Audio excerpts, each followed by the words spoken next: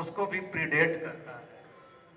तो बुद्ध का जो ये जो टेम्पल का इतिहास क्या होगा, लोग यहाँ पर कहेंगे कि टेम्पल तो गुप्ता पीरियड से आता है। तो मैं तो टेम्पल नहीं कर रहा हूँ, मैं कर रहा हूँ कि टेम्पल लाइक स्ट्रक्चर। तो वज्रासन को हम लोग एक स्ट्रक्चर माने सर, है ना। और वज्रासन के इर्द गिर्द हालांकि कनिंघम कहता है कि टेम्पल बना, इसी चीज पर कंटेस्ट है।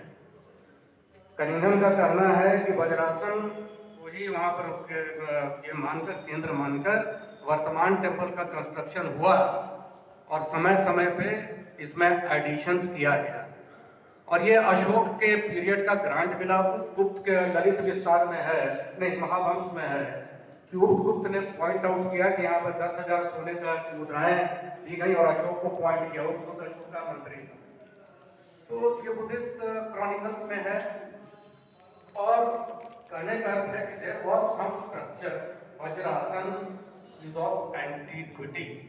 और इसका डेटिंग जो है डेफिनेटली वी कैन से, चाहे वो अशोक की रेलिंग की बात हम लोग करें जो वज्रासन के चारों तरफ किया गया, या फिर हम लोग स्तूप की बात करें, या जो पॉइंट का डिस्कवरी हुआ और जो बाहर में इंस्क्रिप्शन हमको मिला, तो वज्रासन आपका कंटेम्पररी टू अशोकन पीरियड है अप्रोक्सीमेटली, यानी इसमें कोई संदेह नहीं।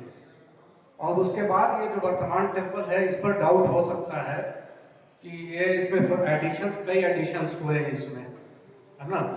और एडिशंस की बात करें तो फाहियन आता है 399 से 410 तक था। तो फाहियन, एक मत है कि फाहियन नहीं मेंशन करता है कि उसमें बोध गया में कोई टेम्पल देखा, लेकिन कनिंघम कहते हैं कि फाहियन ये कहता है कि जो बुद्ध के साथ जो 4 साइट्स थे, कपिला, उरुवेला, फिर आपका सारनाथ डियर पार्क और आपका कुशीनारा, इन चारों जगहों पे मोनास्ट्री या टेम्पल थी। तो फाहियन का ये कहना है। फिर इसके बाद हमको महामन का इंस्क्रिप्शन मिलता है 5th सेंचुरी एडी का, जिसमें रिपेयर्स की बात की जाती है श्रीलंका के रूलर के द्वारा। इसके बाद तो 450 एडी तक तो हम लोग आ जाते हैं कि एडिशंस, कंस्ट्रक्शंस चल रहा है। टेम्पल ऑफ कोर्स जो आपका प्रेजेंट फॉर्म में है, it has not taken a shape in at one go. One person can not be credited with building that temple.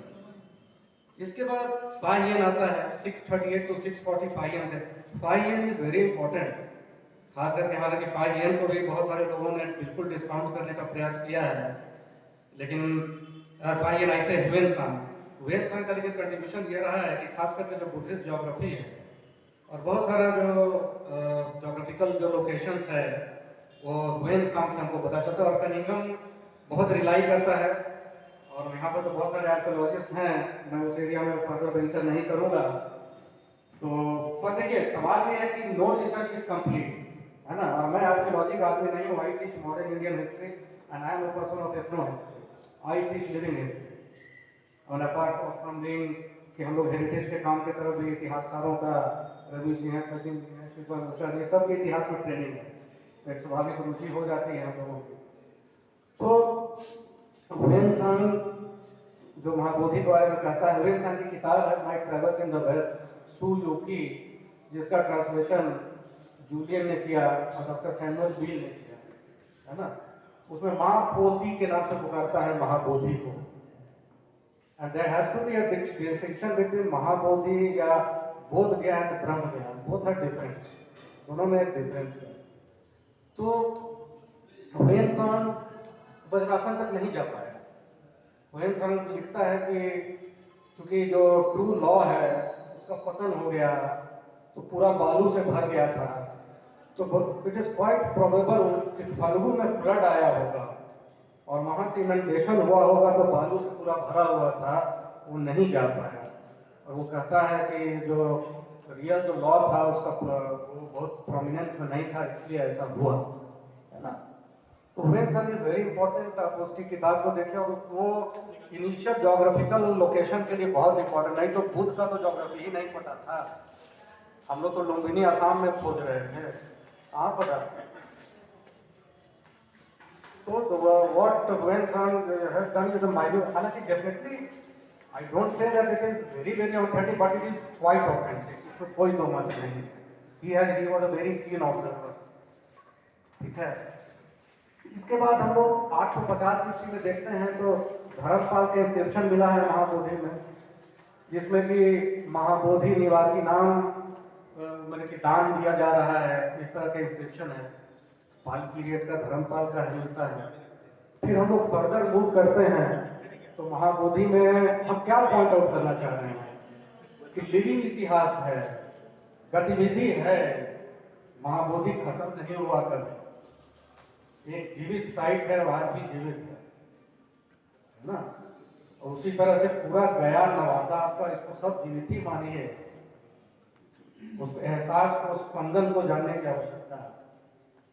तो 1079 का इंस्क्रिप्शन है, बोध गया के राजा किंग ठाडो था, उसने भेजा था। 1031 में वहाँ रिपेयर शुरू हुआ था, कंप्लीट नहीं हो पाया।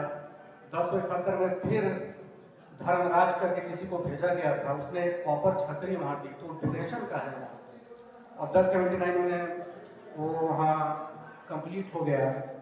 उसके बाद हम लोग 1157 का अशोक बल का सकलद्वीप का राजा था, शिवालिक शायद है, वहीं का राजा था पंजाब साइड का, उसने रेस्टोरेशन करवाया।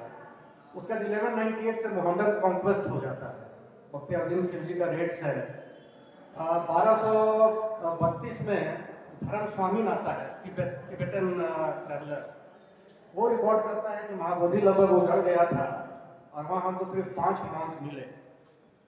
तो ऑफकोर्स एक सेटबैक था जो मुस्लिम इन्वेजन बख्तियारुद्दीन खिलजी का हुआ।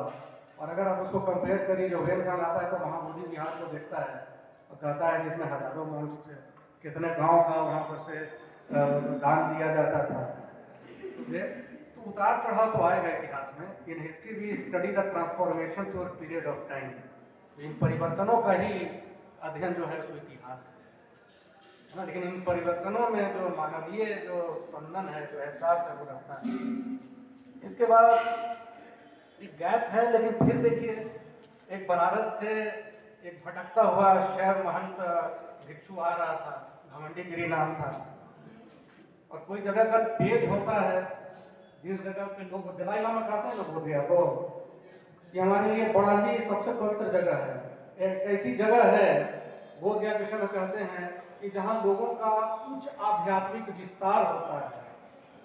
तो मंदिर में और जो भी धार्मिक लोग क्यों जाते हैं, उस तेज को महसूस करने के लिए जाते हैं, है ना। तो फिर आप देखिए 400-500 साल तक यात्रियों का आना जाना रुक गया।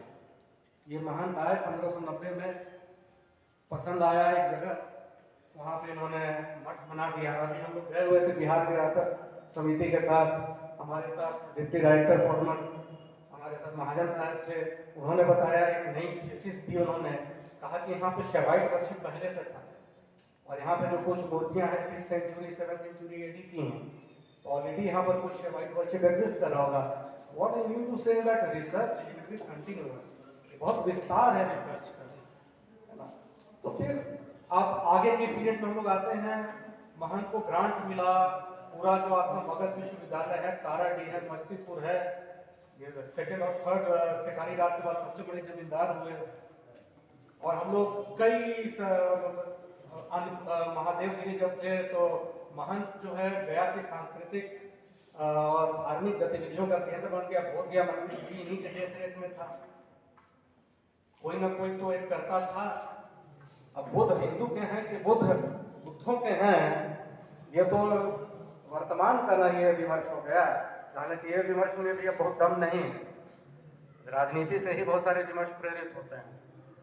उसके बाद 1892 में श्रीलंका के एक मॉन्क आए अंगीकार धर्मपाल, उन्होंने महाबोधि सोसाइटी की रचना की और कहा कि हमारे यहाँ तो ये जो मंदिर है बहुत ही पतनोन्मुख अवस्था में है, ये तो बुद्धिस्ट कंट्रोल होना चाहिए। कलकत्ता हाई कोर्ट में केस दायर हुआ, बुद्ध की मूर्ति एक लेकर आए थे जापान से, उसको रख दिया।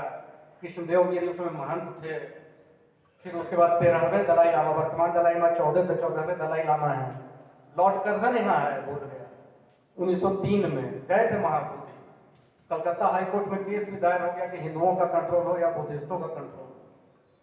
और उसके बाद हम लोग देखते हैं कि दलाई लामा आए तो महाबोधि सोसाइटी ऑफ इंडिया ने भी रिप्रेजेंटेशन दिया उनको। और देखिए, धर्म, अध्यात्म, संस्कृति सब कुछ पॉलिटिक्स का भी हिस्सा बन जाती है। अंग्रेज लोग कल्टिवेट कर रहे थे तिब्बतन्स को, रूस का विस्तार हो रहा था, तिब्बत इंडिया के लिए एक फोकस स्टेट बनता। तो दलाई लामा को रिप्रेजेंटेशन दिया गया, महंत भी गए, महंत ने उनको अपने ही यहाँ ठहराया था, व्यवस्था की थी।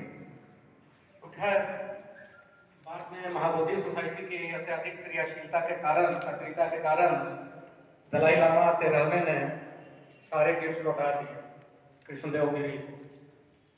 लेकिन ये मुद्दा गर्माता गया और इसमें हम कहेंगे, मानिए ना मानिए, कि हमारे इतिहास के को उजागर करने में अंग्रेज इतिहास आर्कियोलॉजिस्ट का बड़ा अहम योगदान रहा है। तो मैं एक बात ये भी कहूँगा कि एक इंपीरियल प्रोजेक्ट था, साम्राज्यवादी प्रोजेक्ट था। प्रोजेक्ट ये था, ये दिखाना कि देखो भारतीय जो हैं ये तो अपने पास्ट धरोहर की तो चिंता कर ही नहीं सकते हैं, तो ये वर्तमान में शासन करने के तो लायक ही नहीं है, और भविष्य में के लिए तो अभी बहुत दूर की बात है। तो we are taking care of their heritage. तो अब सवाल ये है कि shouldn't we take care of our heritage? तो भारत स्वतंत्र है, 75वां हम लोग स्वतंत्रता ये हम लोग एनिवर्सरी मना रहे हैं, तो सर ये विरासत के प्रति संवेदनशीलता का प्रण लेने का समय है। और 1922 में गया कांग्रेस हुआ, हम देखिए लिविंग साइट के रूप में हम थीसिस लेके चल रहे हैं कि कैसे स्पंदन कर रहा है तो हम सिर्फ वही मूर्तियों को लेके हम यहाँ रख नहीं रहे हैं, और हम वर्तमान तक आपको ले जाए। बस 5 मिनट हम और 2 मिनट लेंगे, 2 या 3 मिनट। गया कांग्रेस में, बोल गया कि झांकी दिखाई गई, मंदिर विवाद गहरा रहा था, राष्ट्रवादी नेता लोग नहीं चाहते थे कि इस तरह का मतभेद हो। तो बिहार के हुए जो हमारे प्रथम राष्ट्रपति भी हुए कि वो द ग्रेट कंप्रोमाइजर राजेंद्र बाबू, कुछ नहीं होता था, बहुत प्रखर गांधीवादी भी थे। राजेंद्र बाबू के नेतृत्व में कमेटी बना दी गई कि आखिर किसका नियंत्रण हो। राजेंद्र बाबू कमेटी ने रिपोर्ट दिया 1937 में। उसी के आधार पर 1949 में श्री कृष्ण बाबू जब मुख्यमंत्री बने तो बोध गया टेम्पल मैनेजमेंट कमेटी एक्ट पारित किया गया। समाधान निकाला गया कि 5 हिंदू रहेंगे, 5 बुद्धिस्ट रहेंगे, और एक हिंदू जो जिला कलेक्टर रहेगा उसका कार्यकारी अध्यक्ष रहेगा, चेयरमैन रहेगा एक्स ऑफिशियो। 2011 में हिंदू वाला शब्द भी हटा दिया गया। अब कोई हिंदू रहे या मुसलमान रहे, ईसाई रहे, कोई भी कलेक्टर उसका ये रहेगा।